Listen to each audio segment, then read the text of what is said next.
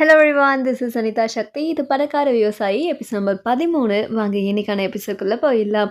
நம்ம ஹீரோவுக்கு ஸ்கூல்மேட்டால் தூக்கமே போயிடும். அவர் வெளியில் வந்து நின்று எல்லாத்துக்கும் காரணம் இவதா அப்படின்னு சொல்லி ஹீரோயினி கதவை தட்ட, ஹீரோயினி வெளியில் வந்து இந்த ராத்திரியில் இங்கே என்னடா பண்ணிட்டு இருக்கு அப்படின்னு சொல்லி கேட்பாங்க.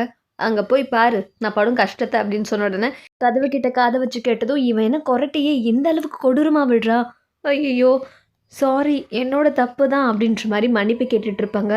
மன்னிப்பு கேட்டு, நீ தானே அவனை ரூம்குள்ளே விட்ட, அவனால என் தூக்கமே போச்சு, அதுக்கு தான் நான் சாரி சொல்லிட்டேனே, இப்போ என்ன தான் பண்ண சொல்கிற? வழியே இல்லாமல் நம்ம ஹீரோயின் ரூமில் வந்து உட்காந்துட்ருப்பாரு. எனக்கு வேற தூக்கம் வருது. வேற என்ன பண்ணுறது, நீ பண்ண தப்புக்கு இதுதான் உனக்கு தண்டனை. அதுக்காக இப்படியே இவ்வளோ நேரம் உட்காந்துட்ருக்க முடியும்? என்னோடய பெட்லேயும் ஒன்று படுக்க வைக்க முடியாது. என்கிட்ட இருக்கிறது ஒரே ஒரு பெட்டு. ஸோ அப்படின்னா விடிய விடிய இப்படியே உட்காந்துட்ருக்கலான்னு சொல்கிறியா? ஏன் நம்ம ட்ரிங்க்ஸ் பண்ணலாம், ஸ்நாக்ஸ் சாப்பிட்லாம். அப்போ அவனை நாளைக்கு நீ அனுப்புறதா உத்தேசமாக இல்லை. அவன் ஃபோட்டோ எடுக்க வந்திருக்கான், அவனை போய் அப்படின்னா நாளைக்கும் நான் அவனோட ரூமில் தான் இருப்பேன். அவன் போகிற வரைக்கும் அவனோட ரூமில் தான் இருப்பேன். நீ விடிய விடிய சிவராத்திரியே இருக்க வேண்டிதான், தூங்காமல் இப்படியே உட்காந்து பேசிகிட்டு இருப்போம். ஐயோ இவனுக்கு 2 பேரால் இன்சப்பா. ஆனால் முடியாது, என்னால் தூக்கத்தை கண்ட்ரோல் பண்ண முடியாது அப்படின்னு சொல்லி தூங்கிடுவாங்க. நம்ம ஹீரோ கொஞ்ச நேரத்தில் ஹீரோயினை கூப்பிட்டு பார்ப்பாரு. அவங்க எழுந்திருக்கவே மாட்டாங்க. அவ்வளோ சீக்கிரமாக தூங்கிட்ட அப்படின்ற மாதிரி நடிப்புக்காரின்னு பேசிகிட்டு இருப்பாரு. அப்போ பெட்ஷீட் விலக, ஓ சரி இதையும் நாம் தான் சரி பண்ணணும்னு சொல்லிட்டு பெட்ஷீட்டை போத்தி விட வந்தவரை சாக்கா வச்சு நம்ம ஹீரோயினி அவர் மேலே கையை போட்டு அவரை மடக்கி டெடிபியர் மாதிரி கீழே சாய்ச்சிருவாங்க. ஏ என்ன பண்ணுறா? ஹீரோயினி எந்த வித ரியாக்ஷனுமே காட்ட மாட்டாங்க. ஹீரோக்குமே வேறு வழி இருக்காது, ஏன்னா அவர் நைட் தூங்கி ஆகணும். சரி இதை விட்டால் நமக்கு வேறு சான்ஸ் இல்லை, இப்படியே தூங்கிடுவோம் அப்படின்னு சொல்லிட்டு அதே சாக்கா வச்சு தூங்கிடுவார். இந்த பக்கம் ஸ்கூல்மேட்டை காட்ட அவர் புரண்டு படுக்கும் போது ஹீரோ இல்லாத பார்த்து அவன் எங்கே போயிட்டான் இந்த ராத்திரி அப்படின்னு சொல்லி துடிச்சு எழுந்து பார்ப்பாரு. அவன் எங்கே போனால் என்ன, இந்த பெட்டு இப்போ ஃபுல்லாக எனக்கு தான் அப்படின்னு சொல்லிட்டு அப்பாடான்னு அந்த பெட்டில் சாஞ்சிருவார். ஆனால் இவருக்கு மேட்ரு தெரியாது இல்லையா. காலையில் விடியும் நம்ம ஹீரோயினி நல்லா தூங்கிட்டு இருப்பாங்க. அப்போ நம்மளோட ஹீரோயினிக்கு தான் ஃபர்ஸ்ட் முழிப்பு வரும். பக்கத்தில் இவரை பார்த்ததும் பயங்கர ஷாக் ஆகி, நீ எப்படிடா அனுமதி இல்லாமல் என்னோட பெட்டில் படுத்த அப்படின்ற மாதிரி அலறி அடிச்சு எழுந்திருக்க, உனக்கு எதுவுமே தெரியாதா, நல்லா யோசிப்பாரு அப்படின்னு சொன்னதும் ஹீரோயினிக்கு நைட் நடந்த விஷயம் ஞாபகம் வந்துடும். நம்ம ஹீரோயினி தான் ஹீரோ வலுக்கட்டாயமாக பெட்டில் சாய்ச்சது அவங்களுக்கு ஞாபகம் வந்து, ஐயோ தப்பு என் மேலே தான் அப்படின்னு சொல்லிட்டு மியாங்குட்டி மாதிரி அது வந்து இப்போ நான் என்ன சொல்லி சமாளிக்கிறது, ஐயோ அப்படின்ற மாதிரி நம்ம ஹீரோயினி பெட்ஷீட்டை போத்திப்பாங்க. அது சரி, அப்போது இவளுக்கு எல்லாமே ஞாபகம் இருக்குது போலே அப்படின்னு சொல்லி ஹீரோ சிரிச்சுட்டு, சரி இங்கே நான் இருந்தால் அவன் அம்மா பார்க்கும்போது குழப்பமாயிடும், நான் முன்னாடி போகிறேன், நீ கொஞ்ச நேரம் தூங்கிட்டு பின்னாடி வா அப்படின்னு சொல்லிட்டு அவர் கிளம்புவார். நம்ம ஹீரோயினி அவர் போனதுக்கப்புறம் பெட்ஷீட்டை விலக்கி, அச்சோ நானா இதெல்லாம் பண்ணேன் ஐயோ அப்படின்ற மாதிரி சிரிச்சுட்டு பெட்ஷீட்டை போத்திப்பாங்க. ஒரு பக்கம் ஸ்கூல்மேட், அவன் எங்கே போனானோ இப்போ தான் நான் ரொம்ப நிம்மதியாக இருக்கேன் அப்படின்னு சொல்லி சிரிச்சுட்டே வந்தால் நம்ம ஹீரோயினி ரூம்லேருந்து வெளியில் வரதை பார்த்து ஷாக் ஆகி, டேய் நீ என்னடா இந்த ரூம்லேருந்து வர, ஆமாம் நைட் ஃபுல்லாக நீ இந்த ரூமில் தான் ஸ்டே பண்ணியிருந்தியா, என்னடா நடந்துச்சு அப்படின்ற மாதிரிலாம் ஷாக் ஆகி கேட்டுட்டு இருக்கும்போது, நான் உனக்கு தான் நன்றி சொல்லணும், நீ தானே இந்த ரூமில் என்ன ட்ராப் பண்ண, ஸோ தேங்க்யூ.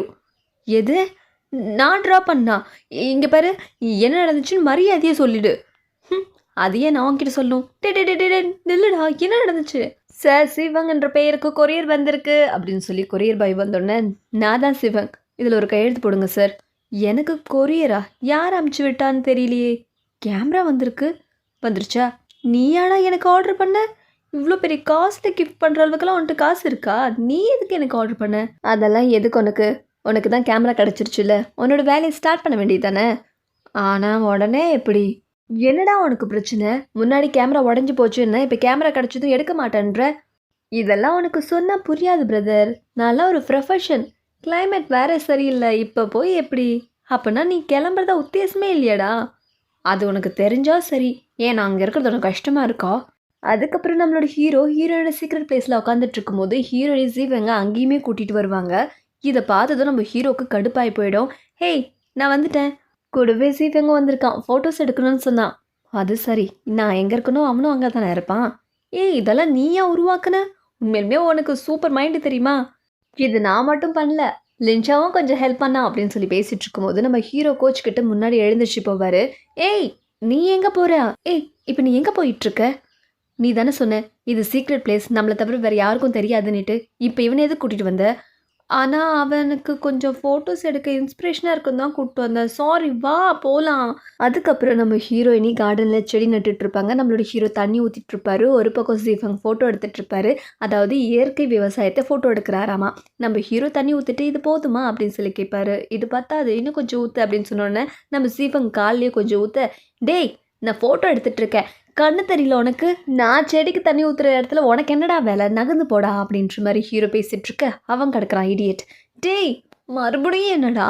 நீ வேணும்னே வம்பு இழுக்குறல? ஷோ! நீங்க சின்ன குழந்த மாரி அடிச்சுக்காதீங்க மொதல்ல." "ஐயய்யோ! லின்ஷா நான் லோடு எடுத்துட்டு வர மறந்துட்டேன். யாஹோ கடைக்கு போய் லோடு மட்டும் எடுத்துட்டு வந்துர்றியா ப்ளீஸ்?" இவளுக்கு இப்ப தான் இதெல்லாம் ஞாபகம் வரும். "சரி வாடா போலாம்." "நான் எதுக்கு உன் கூட வரணும்?" "ஓ! அப்ப இங்கேயே இருக்கலாம்னு பார்க்குறியா? சரி நீ வா போலாம்." அப்படின்னு சொல்லி எக்ஸியோமோன் கூப்பிட, "ஆ இதோ வரேன்." "ஏ இல்ல, இல்ல. நீ எங்கேயும் போ தேவையில்ல. நானே போய் தொலைகிறேன். நீ இங்கேயே இரு." "வாடா நான் இங்க இருந்தா உனக்கு பொறுக்காதே." "போலாம் வா" அப்படின்னு சொல்லிட்டு யாஹோ கடைக்கு வந்திருப்பாங்க. நெறைய தீனி மூட்டைகள லோடா ஏத்திட்ருப்பாங்க. அத திணறி திணறி நம்ம ஸ்கூல்மேட் ஏத்திட்ருப்பாரு. "பெரிய ப்ரொஃபஷனல்லாம் சொல்ற, இத ஏத்த முடியலையா? என்ன பிரதர் நீ? இதையே ஏத்த முடியலன்னா உன்னால" "இல்ல, இல்ல, இல்ல. அப்படியெல்லாம் நீ என்ன தப்பு கணக்கு போடாத. நான் என்ன ஏத்துறேன்" அப்படின்னு சொல்லிட்டு ஏத்திட்டு 2 பேரும் போட்டி போட்டுட்டு நான் தான் ஓட்டுவேன், நீ தான் ஓட்டுவேன்னு சொல்லிட்டு வண்டியில வந்துட்டுருப்பாங்க. அதோட இந்த எபிசோட் முடியுது.